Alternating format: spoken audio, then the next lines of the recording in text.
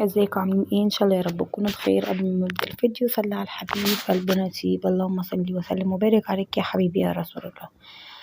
هنا بقى هنعمل ايه؟ هنعمل كشري مصر اصيل. هنا بقى حطيت طماطم قسمتها نصين، وحطيت قرن فلفل سبايسي لو انتوا بتحبوا الحاجه سبايسي. تمام. حطيتهم كده على البوتاجاز بحبه ملح وصغننين وسبتهم تستوي. بس هنا بقى ده العدس برضه كنت نقعاه من الصبح وهو والحمص. طبعا اول ما بيغلي كده شويه بتلاقي الميه بتاعته لونها غير، بترميها وتغيرها تاني. تمام. هنا بقى غيرت الميه، نقعته حوالي 6 ساعات. وهنا بقى الحمص اهو برضو كمان كان دخل على سوا. لما بدخل على سوا بحطله بحطله حبه ملح.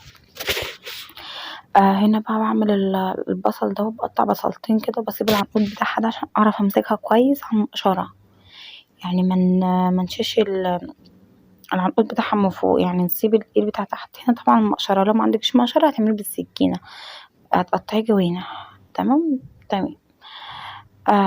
معلش طبعا الفيديو هيطول لاني معروف بقى الكشري بيبقى الفيديو بتاعه طويل شويه والله، وغصب عني يعني في حاجات كتير قصيتها يعني.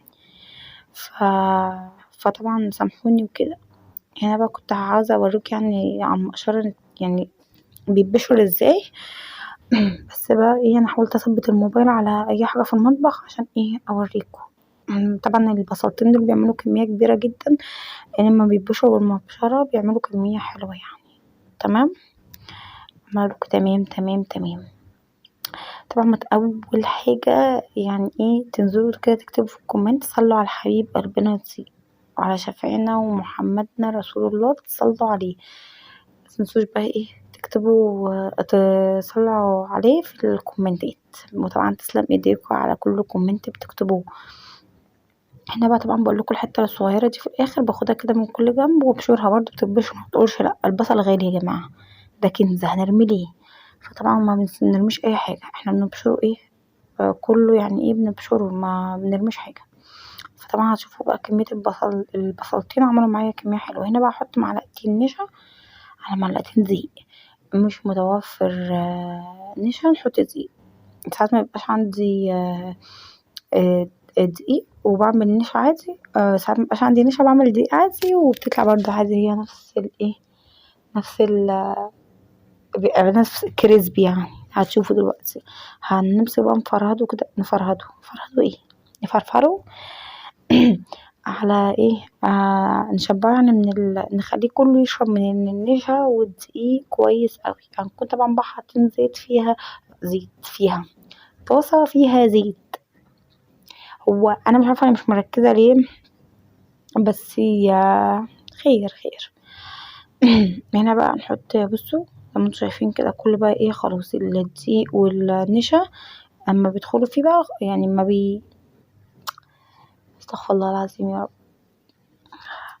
لما بيعملوا كده بيبعدوا عن بعض يعني بيبقى مفرح. المهم انتوا فاهمين، اكيد فاهمين يعني قصدي. هنا بقى معايا شويه الزيت دول بقى هنعمل بيهم حبه الكشري اللي انتوا هتشوفوهم في الاخر دول. هنحط بقى كل الكميه عادي، بس هنفضل نقلب فيها. تمام تمام. دي زي ما انتوا شايفين. هنا بقى كان خلاص التبل يعتبر تمام. فاهمين لو فاهمين قولوا لي انتوا فاهمين.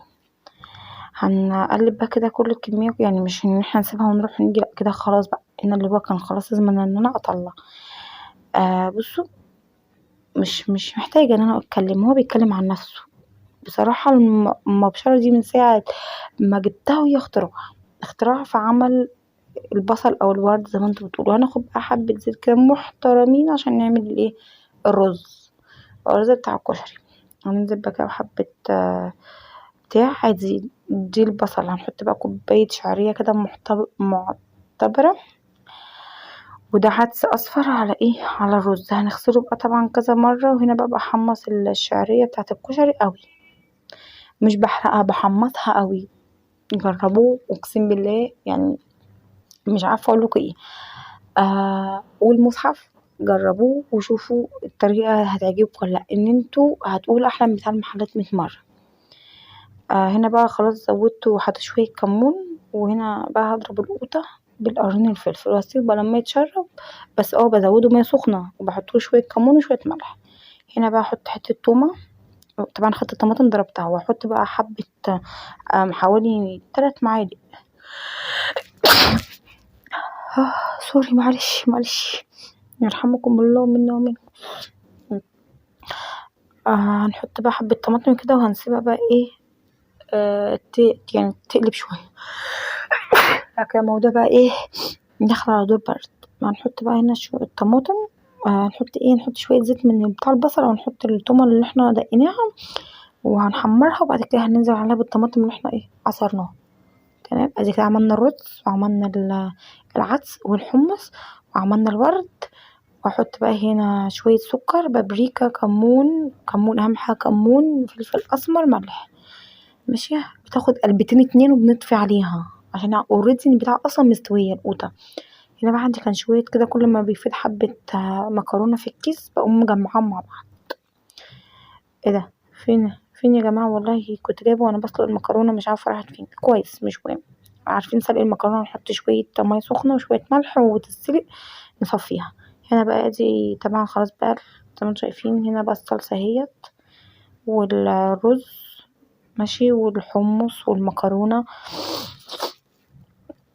المكرونة اهيت تمام، والورد وده الدقة عملتها، حطيت شوية طماطم، خل، كمون، ليمون، وشوية فلفل اسمر والبابريكا، وبسيبها يعني بسيبها على البوتاجاز كده تقلب، التوم يستوي ونطفي عليها. ادي بقى هنا اهو زي ما انتم شايفين، ودي طبق الكشري بقى ايه، قلت حبيت ان انا اعمل زي بتوع المحلات بقى كده، واجيب طبق اطباق من دي وكوبايات واحط فيها بقى واروق على حالنا. بس اشوفكم في فيديو جديد، ومع السلامة، يا رب اكون خفيفة عليكم.